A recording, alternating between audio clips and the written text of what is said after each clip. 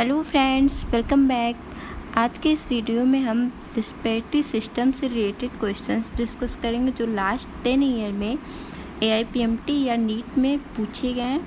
तो हमारा first question ये है 2019 में पूछा गया है।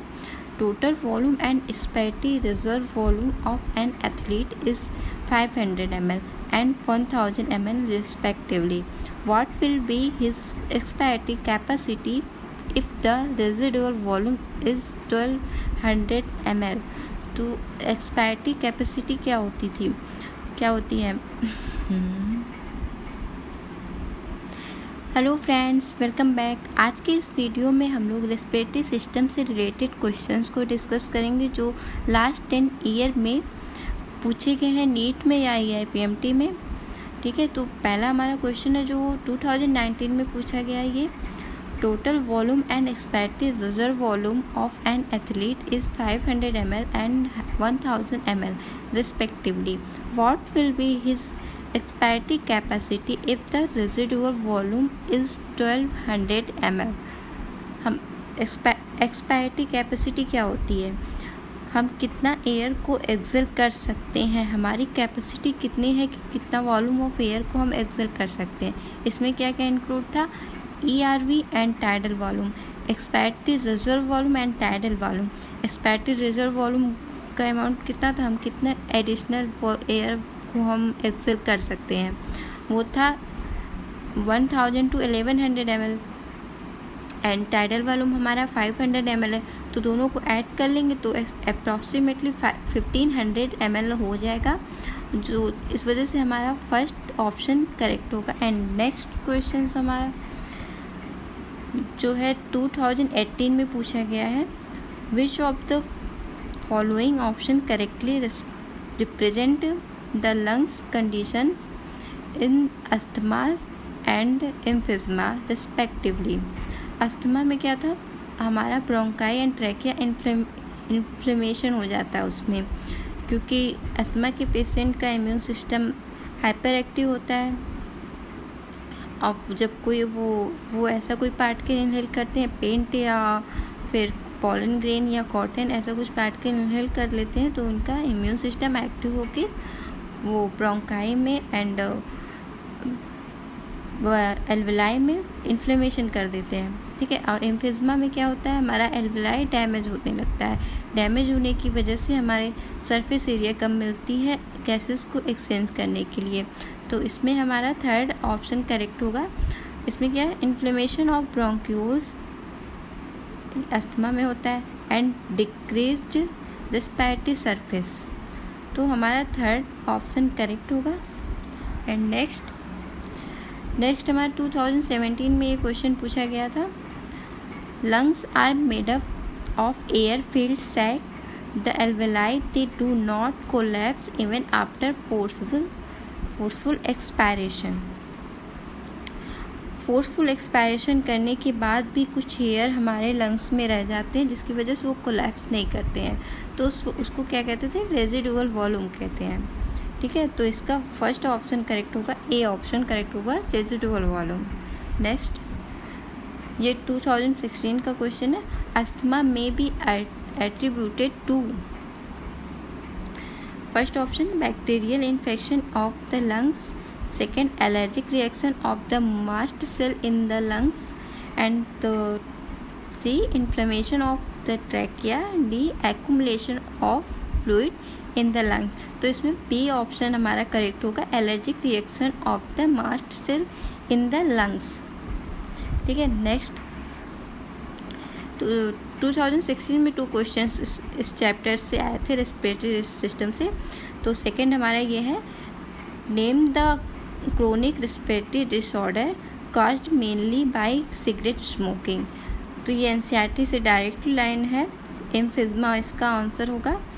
ए ऑप्शन इज़ करेक्ट। एम्फिज़मा क्या होता था, जो लोग उसमें स्मोकिंग करते हैं उनका एल्वेलाई जो है डैमेज होता है, और ये क्रोनिक रेस्पिरेटरी डिसऑर्डर है क्योंकि इसका जो पता हमें बाद में चलता है, स्टार्टिंग में कोई सिम्टम्स नज़र नहीं आते हैं। नेक्स्ट क्वेश्चन ये 2015 में पूछा गया है। When you hold your breath, which of the following gas changes in blood would first lead to the urge to breathe? First option, falling oxygen concentration. Second, rising carbon dioxide concentration. Third C मतलब falling carbon dioxide concentration. And D, rising carbon dioxide concentration and falling oxygen concentration. तो इसमें कौन सा हमारा answer सही होगा? D. जब हम ब्रीदिंग को होल्ड कर लेंगे तो क्या होगा, अंदर का जो ऑक्सीजन है वो टिश्यू हमारा डिज़ोल्व कर लेगा. टिश्यू एंड ऑर्गन डिज़ोल्व कर लेंगे, वो कार्बन डाइऑक्साइड को रिलीज करेंगे. तो कार्बन डाइऑक्साइड बॉडी में बढ़ते जाएगा लेकिन वो निकल नहीं पाएगा, हमारे बॉडी से रिलीज नहीं हो पाएगा. और वहाँ का जो हमारे ब्लड में ऑक्सीजन थी वो टिश्यू हमारा और ऑर्गन जो है वो यूटिलाइज करते जाते हैं, तो ऑक्सीजन कम हो जाएगा और कार्बन डाइऑक्साइड ज़्यादा होगा. तो हमारा डी ऑप्शन करेक्ट होगा. एंड नेक्स्ट 2014 का question. Approximately 70% of carbon dioxide absorbed by the blood will be transported to the lungs. हमारा जो 70% ऑफ कार्बन डाइऑक्साइड है वो बाइकार्बोनेट आयन के थ्रू ट्रांसपोर्ट होता है. ठीक है, तो इसमें हमारा कौन सा ऑप्शन करेक्ट होगा? D, as bicarbonate ion. Next 2013 का क्वेश्चन है. Figures one systematic plant of blood circulation with level A to D. Identify the level and give its function. First option, a pulmonary vein takes impure blood part. तो हमारा ये देखिए ए है, यहाँ पे जो है प्योर ब्लड पार्ट होता है, ये यहाँ पे ऑक्सीजनेटेड ब्लड फ्लो करता है. तो ये हमारा फर्स्ट ऑप्शन गलत है, रॉन्ग है. And second b, pulmonary artery takes blood from heart to lungs. यहाँ पे देखिए बी ये है, ये जो है ये पल्मोनरी आर्टरी नहीं है, ये गलत है. यहाँ पे सेकेंड ऑप्शन गलत होगा. एंड सी वेना के बाद take blood body part to right auricle. यहाँ पे पार्शियल प्रेशर कार्बन डाइऑक्साइड का क्या होता है? 45. तो हमारा ये देखिए सी वाला पार्ट है, ये करेक्ट ऑप्शन है, हमारा थर्ड करेक्ट ऑप्शन होगा. ये वेना के बाद है, यहाँ पे partial pressure of carbon dioxide क्या होगा? 45 mmHg. एंड ऑक्सीजन का पार्शियल प्रेशर 40 mmHg होता है. ठीक है, तो यहाँ पे सी हमारा थर्ड जो ऑप्शन है हमारा करेक्ट होगा. नेक्स्ट 2013 में 2 क्वेश्चन आए थे रेस्पिरेटरी सिस्टम से. तो हमारा सेकेंड वाला ये है. The figures was a diagrammatic view of human respiratory system with level A, B, C and D. Select the option which give correct identification and main function or characteristic. ठीक है, first option ए, trachea long tube support bye complete cartilaginous ring. तो ये वैसे भी wrong है. जो हमारा trachea होता है, ए ट्रैकिया तो है, यहाँ पे फिगर में देखिए ए ट्रैकिया है, ये तो करेक्ट दिया है. लेकिन इसके जो फंक्शन है इसके बारे में जो दिया है वो गलत दिया है. यहाँ पे क्या लिखा है? Trachea long tube supported by complete cartilaginous ring. यहाँ पे इनकम्प्लीट होता है. ठीक है, second option b, pleural membrane surround rib on both sides to provide cushion against rubbing. तो ये हमारा जो बी वाला पार्ट है, यहाँ पे देखिए क्या दिया है, ये प्लूरल मेम्ब्रेन तो है बट ये रिब्स को नहीं सराउंड नहीं करता, लंग्स को सराउंड करता है, ये लंग्स को कवर किया रहता है. ठीक है, थर्ड हमारा ऑप्शन है C, alveoli thin wall vascular bag like structure for exchange of gas. ये हमारा करेक्ट होगा, थर्ड ऑप्शन करेक्ट होगा. सी यहाँ देखिए, ये हमारा सी वाला पार्ट है, ये एल्वेलाई है. और एनसीईआरटी में डायरेक्ट ये लाइन दिया हुआ है एल्वेलाई के बारे में, thin wall vascular bag like structure for exchange of gas. Next 2012 का question. Which one of the following is the correct statement for respiratory in human? First option, cigarette smoking में lead of inflammation of bronchi. Wrong है.